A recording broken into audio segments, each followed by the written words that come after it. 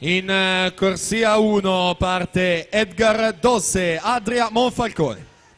In corsia 2 Federico Baggio, Montebelluna Nuoto. In corsia 3 Marco Deano, Arcateam. Corsia 4 Lorenzo Menegaldo, Idros.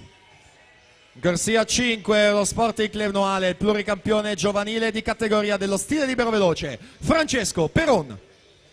In corsia 6 ritroviamo per l'Antares Nuoto Alessio Gerardin. Alla 7 Achille Valerio, Sport Management. Corsia 8 Alessandro Campostrini, Sport Management.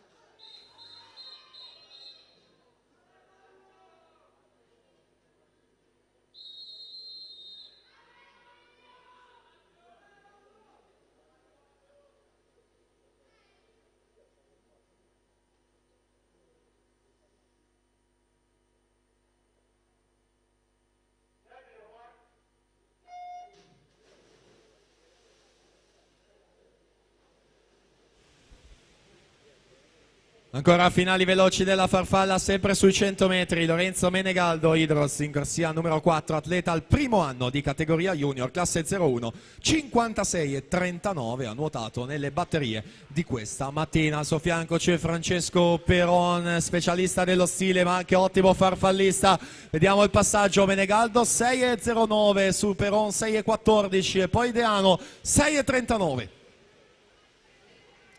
Francesco Peron con la nazionale giovanile, finalista europeo e mondiale di staffetta. Dall'altro lato della vasca per i 75 sempre Menegaldo, Peron insieme all'uscita dell'ultima subacquea. Deano alla 3, Gerardin capace di ottime seconde parti di gara alla 6.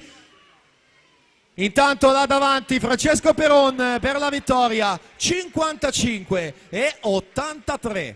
Lorenzo Menegaldo 56,39, poi Gerardin, nonostante le fatiche dello stile libero di prima, si va a mettere in terza posizione, 56,47, tempi già ufficiali.